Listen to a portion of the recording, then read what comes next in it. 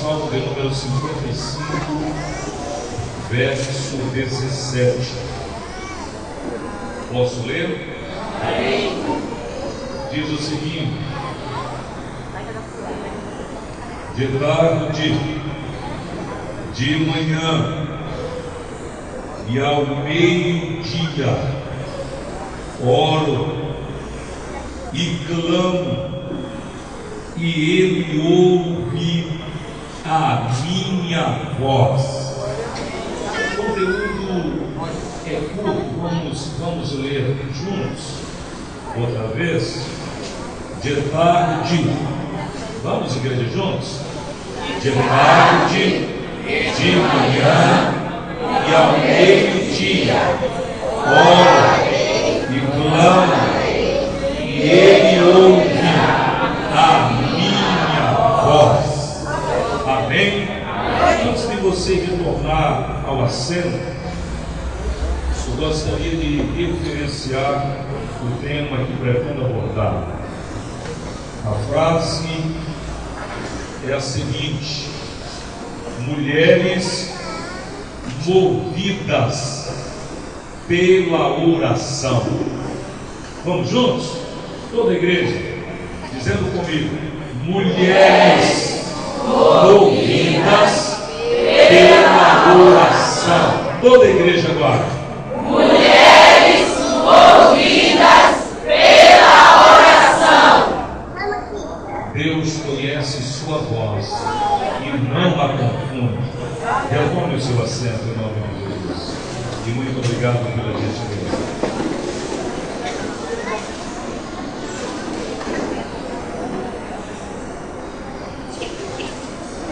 Meus queridos irmãos e distintas irmãs, inicialmente devo lembrar-lhes, redobre sua atenção e olhem para cá, por favor. Todos os irmãos, por gentileza, olhem para cá, por favor. Inicialmente devo lembrar-lhes que o dia hebraico começava à tarde. Logo, esta lista de oração para o dia todo está na ordem certa. Mas, meus queridos irmãos, uma análise exegética deste versículo em apreciação revela-nos que é provável. Ai, Jesus, tanto barulho, por favor. É provável que a situação histórica refletida neste salmo retrate da rebelião de Absalão, filho de Davi, e da traição de Aitofel, seu estimado conselheiro e líder espiritual. Entretanto, o que me chama a atenção neste salmo é que, mesmo em meio às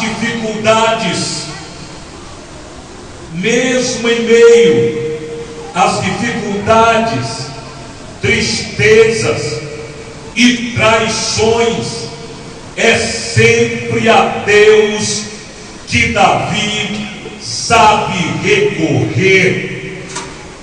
Houve um momento em sua trajetória, especialmente no período de espera, em que, por direito, era dono do trono, mas teria de assistir outro sentado nele, defendê-lo e guerrear suas guerras.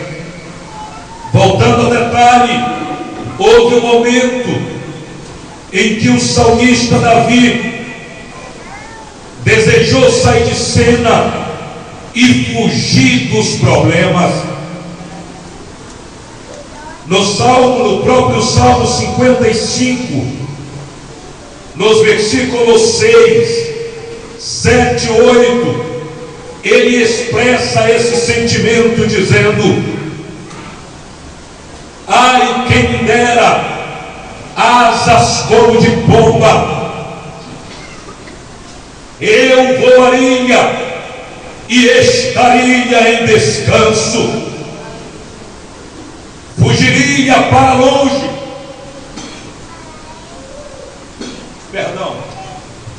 fugiria para longe e pernoitaria no deserto, apressar-me-ia ao meu refúgio, longe das fúrias do vento e da tempestade.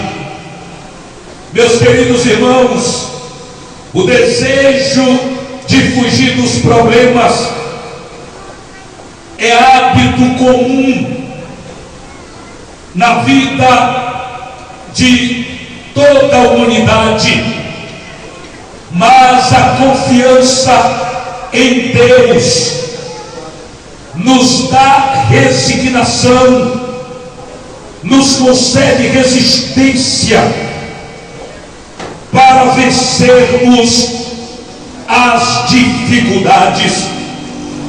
A exemplo, no Salmo 55, no versículo 16, o salmista afirma: invoco ao Senhor e Ele me ouve, Ele me atende. Detalhe: em nossos dias, muita gente só piora a situação recorrendo a lamúrias, recorrendo simplesmente a homens, a recursos superficiais, aos itens passageiros. Em nossos dias, muitas pessoas só pioram a própria circunstância que ele envolve, pois recorre-se às coisas transitórias em vez de orar. Então, encontramos neste salmo o salmista movido pela oração, buscando a Deus em três períodos distintos, em três momentos disciplinares. Ele estava recorrendo a Deus, talvez entre outras qualidades de Davi. Esta era o segredo principal de suas vitórias.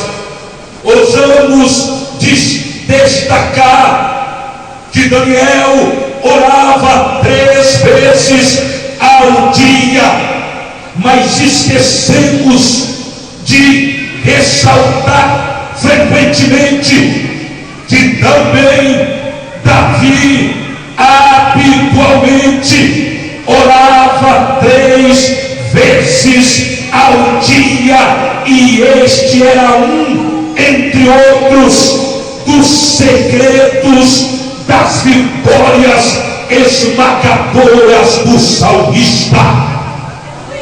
Adoradores, a oração é a comunicação entre Deus e seus aliados numa terra inimiga. A oração é a maior arma que Deus colocou nas mãos dos homens e das mulheres também. Mas só podemos definir o que é oração usando termos de guerras. A terra está em prontidão de guerra, ocupada por forças de ocupação, e só mediante a poderosa arma chamada oração, a igreja conseguirá expulsar as forças de ocupação que tenta armada deter o progresso do planeta Terra.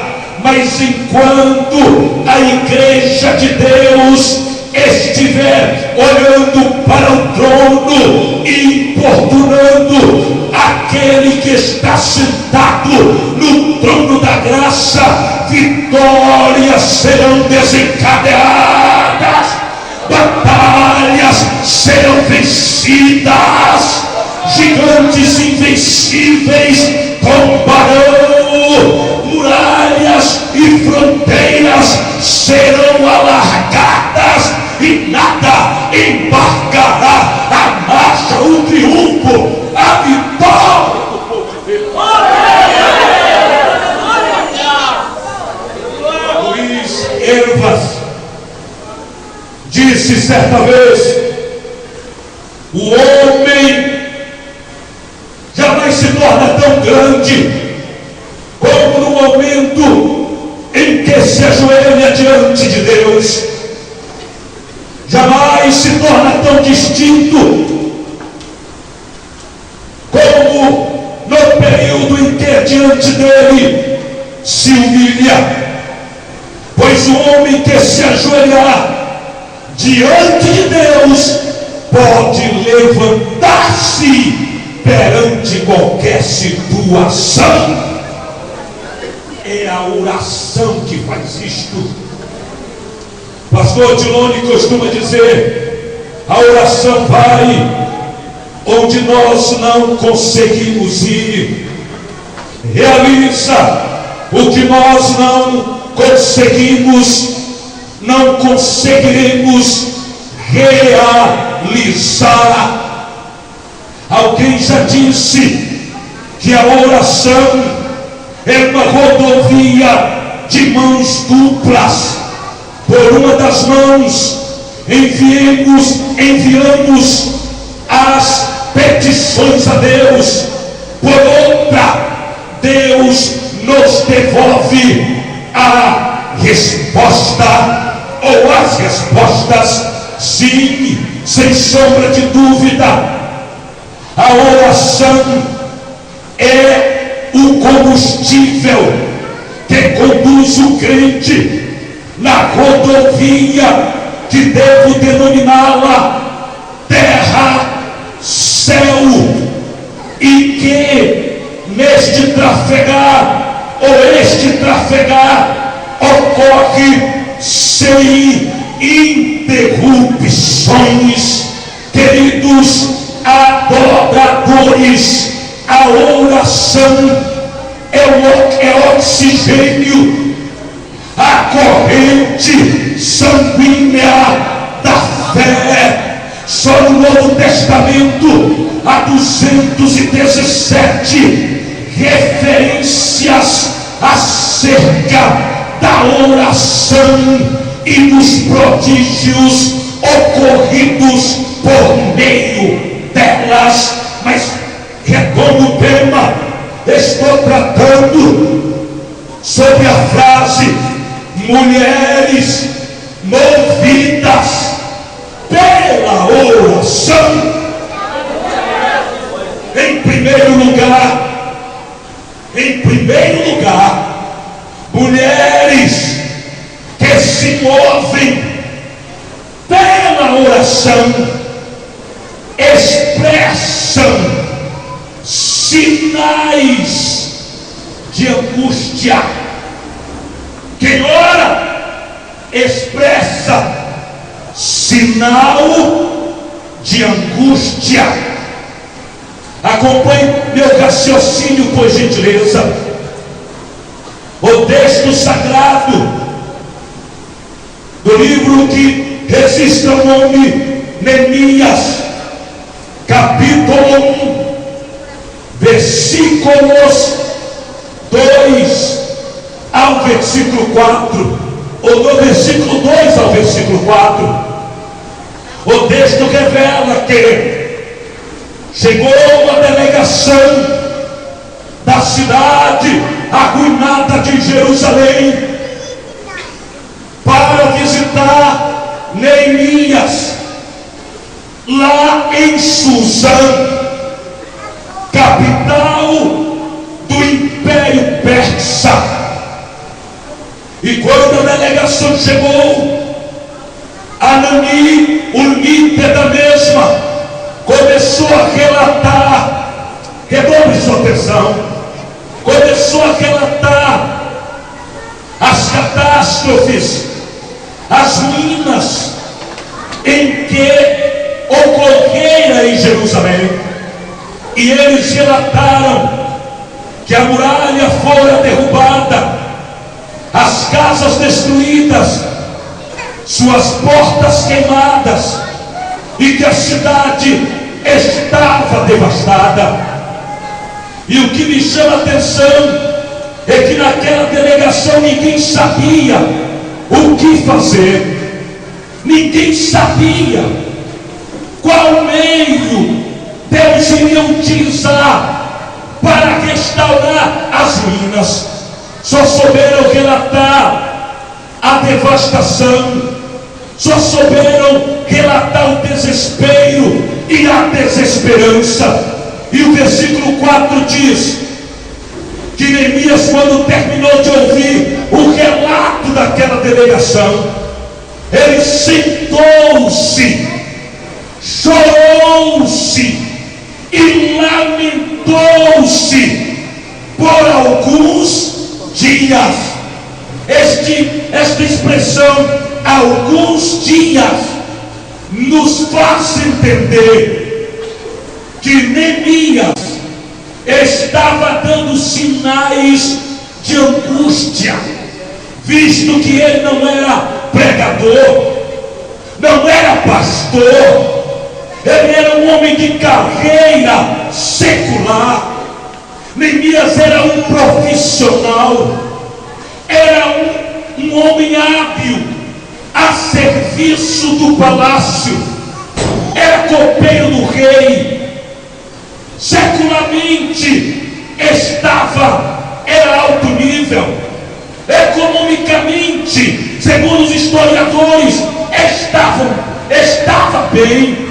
Mas Neemias tinha algo mais. Neemias não era só um homem de carreira secular, embora não tivesse título, consagração, embora não fosse, como já disse, na nomenclatura, um pastor, um profeta, um sacerdote, um pregador, mas era um homem de oração.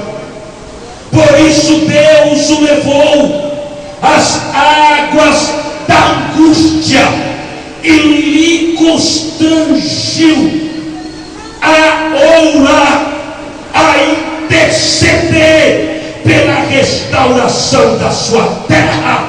E Deus, o Deus que o compulsou a orar, foi o mesmo que utilizou para restaurar aquela terra para a glória do seu próprio nome. Aleluias. Obrigado, meu querido. Engrandecido é o poderoso nome, poderoso e extraordinário nome de Jesus. A Bíblia também relata em Atos dos Apóstolos, no capítulo de número 4, o texto de todo o capítulo 4 inicialmente apresenta as autoridades religiosas e as autoridades da Suprema Corte, querendo inibir e barrar que Pedro e João proclamassem ensino acerca da ressurreição e tentando barrá-los de pregar acerca do nome de Jesus. Em meio a essa ameaça, o texto sagrado diz que Pedro e João convocam a igreja para fazer uma oração pública, e ele ora dizendo: olha, Senhor, para essas ameaças, e concede aos teus servos que falem com ousadia a tua palavra, enquanto estende tuas mãos para curar, para que se faça sinais e prodígios em nome do teu santo Filho Jesus Cristo. E o texto fecha a ideia dizendo: e tendo eles orado, moveu, estremeceu o local em que estavam reunidos, e todos foram cheios do Espírito Santo de Deus e começaram a proferir línguas espirituais e a anunciarem a palavra de Deus com intérpretes.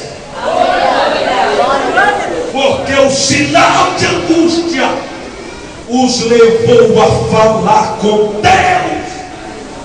No cárcere, Paulo e Silas falou com Deus, e as cadeias se romperam, e um terremoto inexplicável ocorreu, e as bases daquela estrutura carcerária foram abaixo, e os presos foram liberados livremente. Porque quando o crente ou a igreja, em sua missão e atuação, se posiciona dando sinais por meio do clamor, da súplica, da oração, da deprecação, Deus se move, desce e faz o impossível acontecer, e faz o inédito no meio da sua igreja, ou mesmo da nação. Mas preste atenção. Segundo lugar, mulheres movidas pela oração são parceiras de Deus. Fale comigo: parceiras. Eu quero ouvir você dizendo: parceiras de Deus. Só outra vez comigo: mulheres movidas pela oração são parceiras de Deus na execução, na conclusão de seus eventos e planos. Me ouça, por gentileza. Quero referir-me a Ana. Em meio ao materialismo, a corrupção e a superficialidade dos filhos de Eli, bem como a desumanidade de Israel no período dos juízes, Deus levanta uma mulher de fé chamada Ana, que ganhou destaque, foi identificada pelo sacerdote ali, por sua prática de oração, que era tamanha que parecia viver, estar em êxtase e embriaguez. Mas o que me chama a atenção é que Deus ainda aprovou, fechando-lhe a madre, segundo o código de Hammurabi, ou de Hammurabi, dava o direito aos homens da época que fossem casados e suas esposas fossem estéreis, eles tinham direito de casar com outras, ou com outra, ou com outras, e gerar filhos. Foi o que Elcana fez. Casou-se com Penina, e Ana teve de suportar as provocações irritantes de Penina, pois ela produzia filhos, Ana não. Mas Ana era mulher de fé. Deus a levantou como divisora de águas na história. A nação estava fragilizada, estava fracassada, estava sem liderança, sem governo. E alguém já disse que por mais que seja ruim o governo, pior que ter um governo ruim é não ter nenhum, pois o governo ruim ainda manda o carro carregar o lixo da rua. O governo ruim ainda é possível autorizar algumas garis varrerem a rua, mas sem governo a rua entulha de lixo, a rua fica embarcada por bactérias, ficam à mercê da situação ou dos membros da sociedade. Naquele período a nação de Israel estava sem líder, e esta Ana, como parceira de Deus, olhou o cenário e disse: Deus, coloca um filho aqui em meu ventre, abre minha madre e eu dou ele a ti. E é específico: eu vou te dar para ser profeta, eu vou te dar para ser sacerdote, eu vou te dar para ser mestre, professor de teologia, reitor da faculdade teológica na casa dos profetas. Sim, eu vou te dar para que seja juiz, para que seja um líder que tire Israel do caos e revolucione a história da nação. E assim mesmo ocorreu, porque quando mulheres oram, Deus revoluciona. O estadista Abraham Lincoln disse certa vez: as mesmas mãos que embalam o berço são as mesmas que dirigem o mundo. Por que Abraham Lincoln disse isso? Pois a mão das mães que empurra o carro de bebê, que arruma o berço e que cuida da criança, é a mesma que vai administrar o mundo lá na frente por meio do filho do seu ventre. Mulheres são parceiras de Deus. A história da Rua Azusa, que não foi e normalmente não é contada, relata que as maiores parceiras de Joseph William Seymour era um grupo de mulheres que a história, em nome da discriminação social, não registrou. Mas uma das mulheres parceira dele orava tanto que, enquanto foi viva, tocava piano, cantando hinos em línguas espirituais e profetizando para a igreja.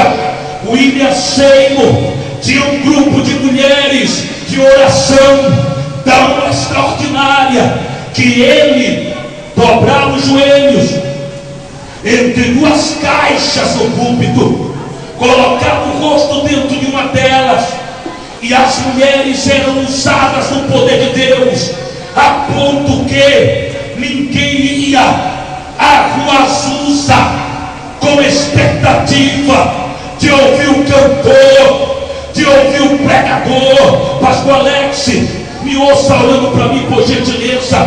Hoje, nós sem querer ou querendo, já nos enquadramos, já aderimos ter que trazer um famoso pregador, ou um famoso cantor, como isca para um substancioso evento, a fim que as massas e as multidões venham. Mas na Rua Azusa, pregadores famosos iam para lá para tentar se promover. Diz a história que não foi contada, que quando eles tentavam pregar, o Espírito Santo embargava, dava um branco na mente, a mensagem desaparecia, eles não conseguiam pregar, porque era um avivamento nos domínios do Espírito Santo, pelo orvalho da oração. Deus está me convocando a ser parceira. É hora de voltarmos aos cultos, não por causa da atração da noite, não em nome do orador ou da oradora, mas em nome do Espírito que rege, que dirige, que conduz a igreja, em nome do Deus que é dono dela. Fale comigo, a igreja tem dono. Ele é o maior pregador da história, o maior pregador da história é o dono da igreja.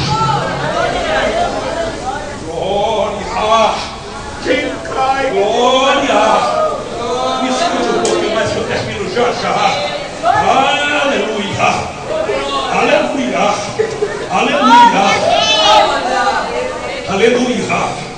Ao nome poderoso de Jesus, uma moça chamada Mariane Adlade, que morava no interior do estado de Nova York e era tetraplégica.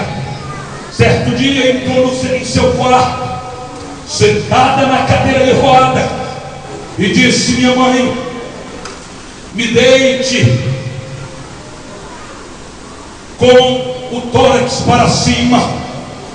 E ela olhou para o telhado do quarto e disse: Deus, eu inicio agora uma campanha de oração que terá o período indeterminado, e o tema da minha campanha é o seguinte: eu não sei pregar, eu não posso pregar, nem sei como fazê-lo, pois sou tetraplégica, mas Duarte lá em Memude sabe. Envia ele à minha cidade, e muitas almas se renderão a ti. Diz a história que a campanha de Mariane durou 2 anos. No término dos 2 anos, um pastor da cidade convidou Moody. Moody pregou uma mensagem simples, e quando fez o apelo, 400 almas se renderam a Cristo Jesus em pranto. Diz a história que Moody ficou tão feliz que pediu um aposento e passou a noite. Mas no outro dia o pastor o chamou, levou à casa de Mariane, e quando sua mãe abriu a porta do quarto, que ela ouviu, começou a chorar, olhou para o telhado e disse: muito obrigado, Senhor, eu sabia que tu iria enviar Moody à nossa cidade, e muitas almas se converteriam. Quando ela terminou a oração, Moody caiu de joelho ao pé da cama e disse: me perdoe, ó Deus, pois eu pensei que foi o ímpeto da graça e unção de minha pregação que atraiu as 400 almas a ti, mas agora vejo que foi uma vegetativa, foi uma tetraplégica que há 2 anos te importunando, moveu os céus e arrancou estas almas do inferno. Eu não sei se você compreendeu, era uma tetraplégica, mas é a parceira de Deus para embarcar no inferno, esvaziar e povoar o céu. Você ainda não entendeu.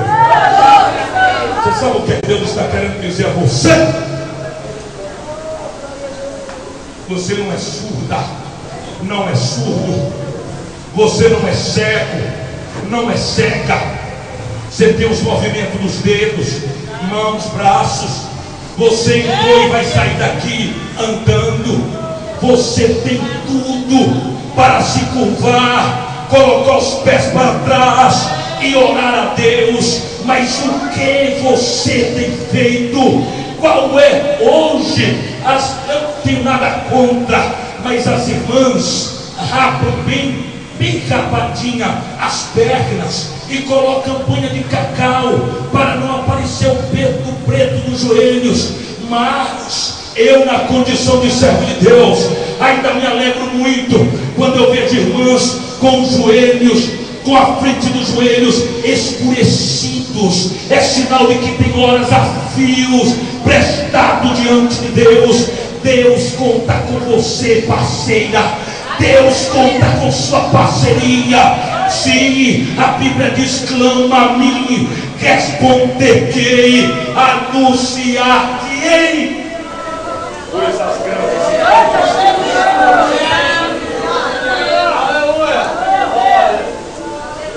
O grande matemático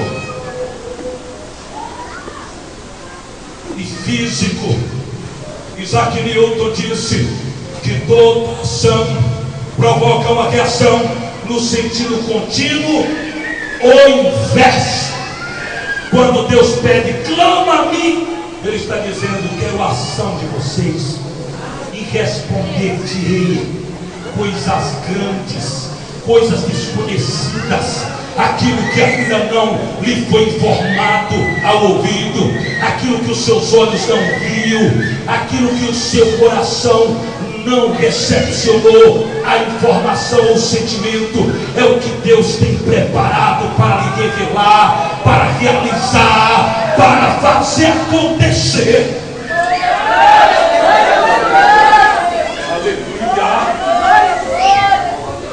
Aleluia.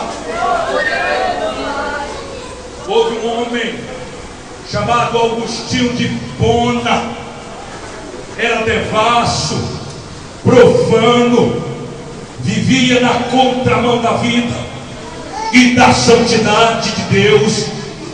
Mas sua mãe perseverou 30 anos orando para Deus salvá-lo. 30 anos depois, Agostinho de Hipona ouviu a mensagem do Evangelho, se converteu a Cristo e tornou-se um grande pregador da história. Sabe por quê? Porque mulheres movidas pela oração são parceiras de Deus. Quantas parceiras de Deus Ele pode ter esta noite? Se você pelo menos não é, queira ser, a sua mão acima da cabeça. Quantas parceiras Deus pode contar, e parceiros também esta noite. Você desencadeia vitórias no mundo do Espírito. Glória a Deus, aleluia.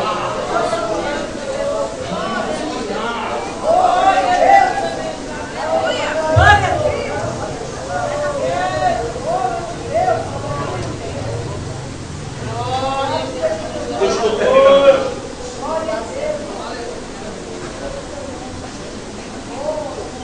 Aleluia. Quem não é aleijado de um surdo e mudo, levante a mão. Erga a sua mão e mantenha de pé, por gentileza. Quem não é aleijado, nem surdo, nem mudo? Mariane Andrade era. Numa campanha de 2 anos, Deus trouxe 400 vidas. Que tal agora, parceiro? Que tal, parceira de Deus? Que tal, mulher de Deus, você passar a partir de hoje a revolucionar a história, aquilo que você quiser pedir, Deus vai enviar. Porque quando o Senhor ora Ele com fé, eu peço que você erga a mão, é para me dizer: receba a graça desta ousadia, receba a graça dessa autoridade, receba a graça dessa unção.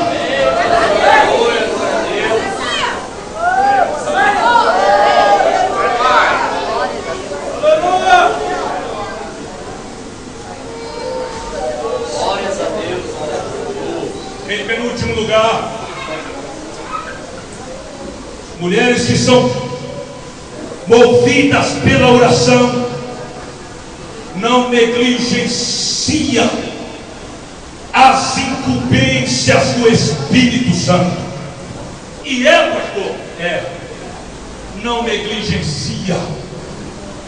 Toda negligência à oração é pecado de omissão. Lá no capítulo 12, versículo 23 de 1 Samuel, o povo, ao rejeitar Samuel como rei, temeram que o profeta deixasse, negligenciasse a prática intercessória, e foram pedir socorro a Samuel. E ele disse: longe de mim, de pecando, deixar de interceder por vós e de vos mostrar o caminho bom, o caminho reto. Toda negligência à oração é pecado de omissão. Isaías 59, versículo 16, o Senhor Deus disse: eu olhei e vi que ninguém havia. Fiquei maravilhado que não houvesse intercessor. E eu mesmo estendi o meu braço e doei salvação, e mandei a minha justiça, e ela vos susteve. Ezequiel 22, versículo 30. O Senhor Jeová diz: busquei entre eles um homem que levantasse o muro e se colocasse na brecha perante mim, para que eu não destruísse a terra, mas a ninguém achei.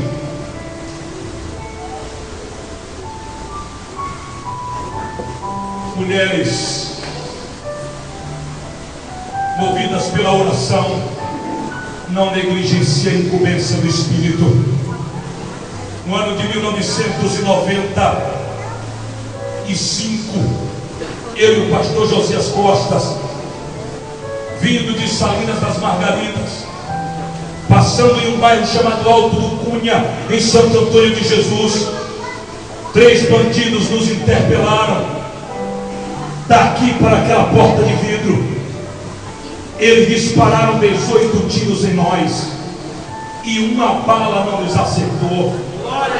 Mas quando eu enviei notícia para casa, minha mãe disse que estava na máquina de costura, e teve uma visão que me via em uma maca hospitalar com um lençol branco sobre o corpo, e na região do rosto muito sangue.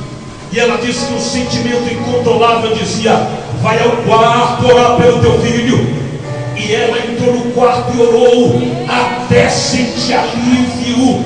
Quando ela me disse o horário, era o exato momento que nós estávamos sendo alvejados, mas uma bala não entrou, porque enquanto não orava, Deus enviou seu anjo com espada flamejante e dizia: este aqui não vai ser vazado por balas, porque dia 24 de março ele vai estar pregando na minha igreja em Tancredo Neves, para dizer que eu sou Deus, que eu ouço oração, que eu respondo e que eu ligo.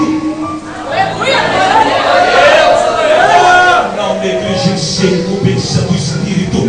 Quando Deus recordar, quando o teu retirar o sono, vá orar. Alguém está precisando.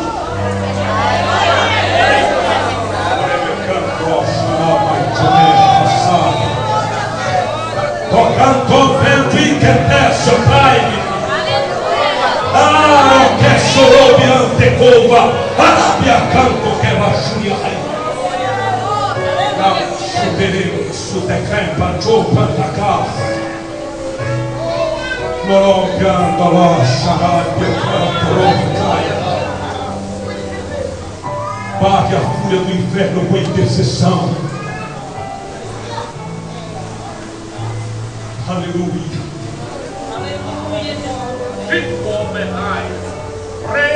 Em último lugar, mulheres movidas pela oração obtêm respostas na espera de um tempo longo e obtêm respostas imediatas.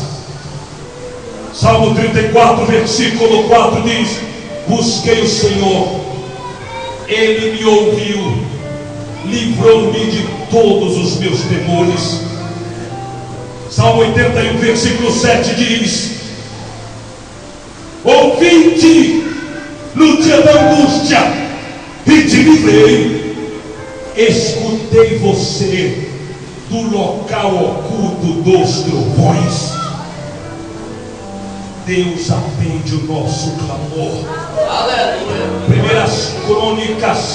Primeiro livro das Crônicas, capítulo 16, versículo 11, diz assim: invocai o Senhor, buscai o seu poder e a sua face continuamente. Jesus disse que o que pede recebe, o que busca encontra, e o que bate vê a porta abrir. É próprio dele. Ele não ignora o clamor do seu povo. E eu estou aqui como porta-voz de Deus para dizer: respostas antigas Deus está trazendo a evidência neste tempo. Amém. E orações recentes, o Senhor diz: eu também estou enviando respostas hoje.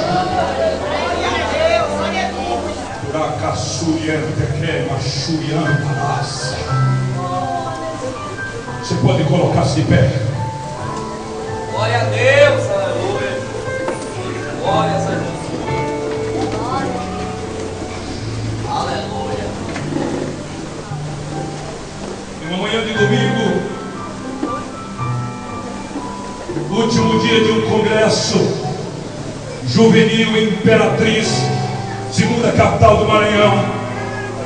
Bem suave, querido. O pastor deu uma oportunidade a uma irmã para relatar seu testemunho. E ela relatou dizendo simplesmente que orou 20 anos quando seu marido saiu de casa. E exatamente 20 anos depois, Deus o trouxe de volta. Enquanto ela relatava este testemunho, uma irmã no meio do auditório olhou para o teto da igreja e disse: Deus, esta irmã orou 20 anos pelo marido e tu trouxe de volta. O meu tem 5 anos que foi embora e eu ainda não fiz uma oração, mas agora faço a primeira e estou disposta a orar também 20 anos, até que tu traga de volta. Traga meu marido, Senhor, pois tenho saudades dele. A noite terminou o congresso e todos foram para suas casas. 5 da manhã, alguém bate a porta, e era na casa daquela irmã que orou, que fez a primeira oração. Quando alguém bateu a porta, ela perguntava no quarto: quem é? E o moço respondia: Ela insistia: quem é? E o moço respondia: eu. Ela sentiu paz na alma, vestiu uma outra roupa sobre a camisola, foi até a porta, tornou a perguntar: quem é? E ele respondia: eu. E ela não identificava.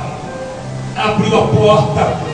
Quando abriu a porta, estava um homem, como a Bíblia diz, tudo pentecostal, aquela primeira que saiu, aquela gigante, capa dura, colado no peito, com lágrimas compridas descendo a face, falando em mistério.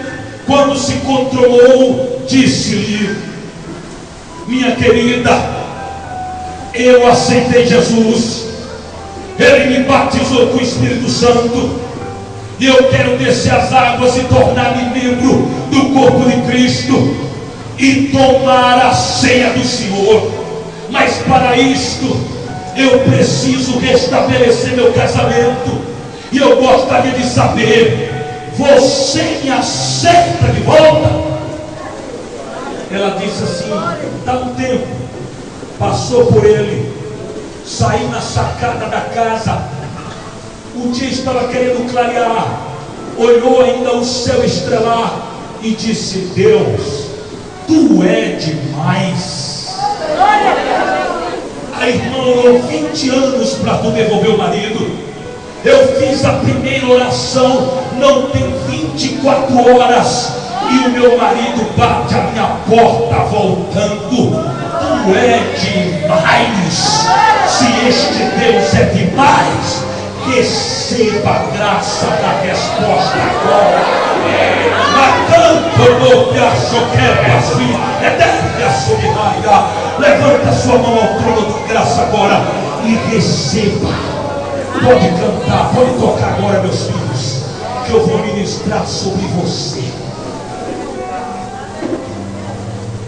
Terminei de pregar, Deus. Agora eu te peço que quebre todas as cadeias do inferno.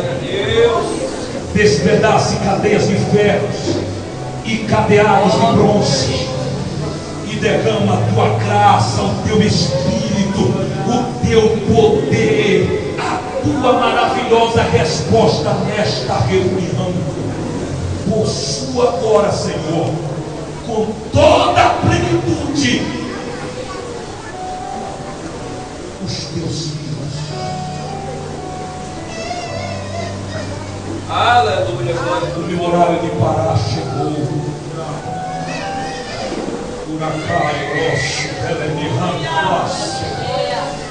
Mas você crê que muralhas estão sendo derrubadas?